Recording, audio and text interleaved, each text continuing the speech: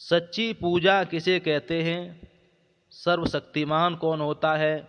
विद्वान कौन होता है? ज्ञानी किसे कहते हैं? वो आइए देखते हैं इस वीडियो में। श्रद्धा इंसान के अंदर होना चाहिए। ज्ञानी उसे कहते हैं जिसके अंदर अपने ज्ञान पर अभिमान, अपने ज्ञान पर घमंड न हो, उसे ज्ञानी कहते हैं।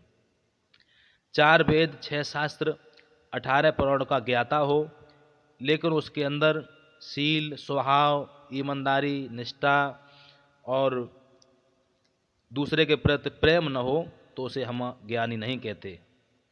मित्रों, कहते हैं विद्वान लोग, मन भर ज्ञान से ज़्यादा तोले भर आचरण अच्छा होता है। कितना भी इंसान बड़ा ज्ञानी क्यों न हो, लेकिन जब तक उसके अंदर आचरण नहीं होंगे तब तक वो ज्ञानी नहीं कहा जा सकता।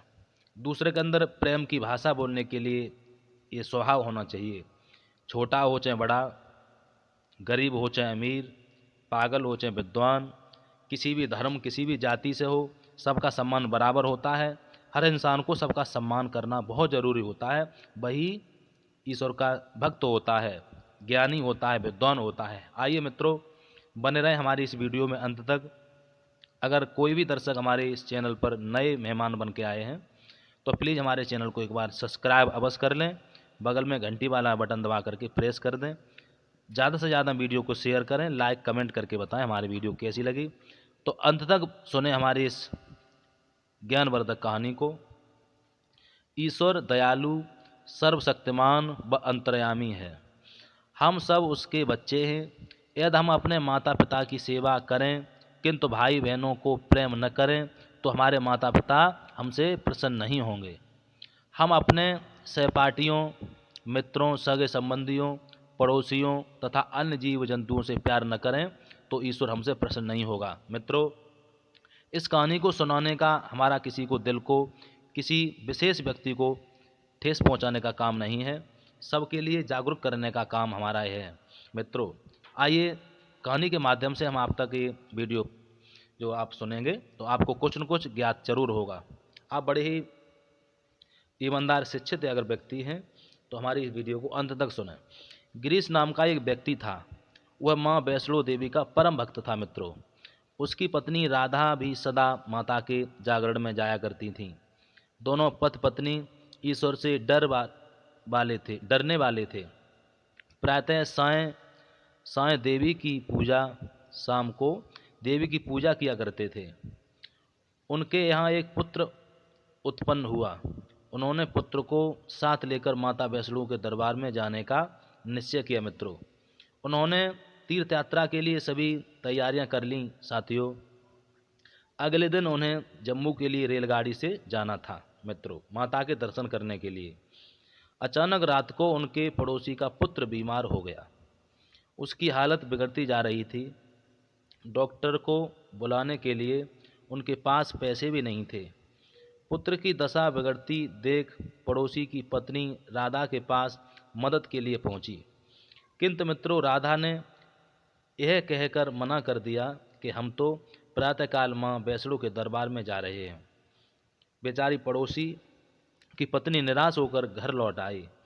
रात को माता वैष्णो देवी ने स्वप्न में राधा को दर्शन दिए। माँ वैष्णो ने उससे कहा, हे देवी, यदि तुम अपने पड़ोसी के इकलौते पुत्र की रक्षा करने में सहयोग नहीं दे सकती तो तुम्हारा मेरे दरबार में आना व्यर्थ होगा। यदि तुम्हारे पुत्र की दशा भी ऐसी हो जाए और कोई भी तुम्हारी मदद न करे तो तुम कैसा महसूस करोगी? यदि तुम अपने पड़ोसी के पुत्र की मदद तन मन धन से करोगी तो वह ठीक हो जाएगा। इतना कहकर देवी अंतर्ध्यान हो गई। मित्रों, जब राधा की आंखें खुलीं तो उसने अपने स्वप्न के बारे में गिरीश को बताया। वे दोनों दौड़कर पड़ोसी के घर गए। उन्होंने जो धन यात्रा के लिए एकत्रित किया था वह पड़ोसी को दे दिया। राधा पड़ोसिन को धैर्य बंधाने लगी और गिरीश डॉक्टर को बुला लाया। राधा व गिरीश ने रोगी बालक के पास बैठकर अपने पुत्र की तरह देखभाल की। उन्होंने बालक के माता पिता से कहा, आप घबराइए नहीं, हम आपके साथ हैं, पूर्ण तरीक़ा से आपकी तन मन धन से मदद करेंगे, रक्षा करेंगे, देखभाल करेंगे।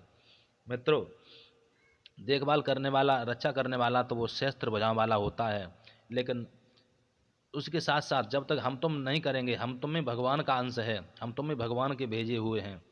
इसलिए माँ वैष्णो की कृपा से बालक धीरे धीरे ठीक हो गया। अब वह पहले की तरह खाने पीने व खेलने कूदने लगा। अगली रात को माता वैष्णो ने राधा को गिरीश को स्वप्न में दर्शन देकर कहा, भक्तों, तुमने निर्धन रोगी बालक की सहायता की है। मैं तुम्हारे इस अच्छे काम से प्रसन्न हूँ। यदि तुम मेरे दरबार में आते तो वहाँ केवल मेरी मूर्ति के दर्शन होते। अब मैं स्वयं तुम्हारे सामने प्रकट हो गई। मैं तुम्हें आशीर्वाद देती हूँ कि तुम्हारा बालक दीर्घायु व धर्मात्मा हो। तुम सब सदा खुश रहो। याद रखो कि दुखी मानवता की सेवा करना ही मेरी सच्ची भक्ति है। उन्होंने देवी से क्षमा मांगी। देवी उन्हें आशीर्वाद देकर अंतर्ध्यान हो गई। राधा और गिरीश दोनों को आत्मज्ञान हो गया। अब वे समझ चुके थे कि ईश्वर की सच्ची पूजा क्या है। इस घटना के बाद वे निर्धनों व लाचारों की सेवा करने लगे। उनका जीवन शांतिमय और आनंदमय हो गया। सदैव ध्यान रखें मित्रों, मानव सेवा, ईश्वर सेवा, मन प्रसन्न और पुलकित सेवा। दूसरों का सम्मान करना, दूसरों की सेवा करना, दूसरों के दिल पे हमेशा आप प्रसन्नता लाना, यही तुम्हारा एक धर्म है। ये नहीं है तुम विद्वान बने फिर रहे हो, विद्वान बने घूम रहे हो, दूसरों का अपमान कर रहे हो। ये भी नहीं कभी तुमने सीखा कि दूसरे का नाम किस तरह से लिया जाता है। असभ्यता का अपना परिचय दे रहे हो, अपने आप को ज्ञानी साबित कर रहे हो। ऐसा कभी नहीं हो सकता। हर इंसान आज का समझदार है। दूसरों पर परोपकार करना ही धर्म होता है। हम तो ऐसे इंसान को बिल्कुल भी ज्ञानी नहीं समझते जो दूसरों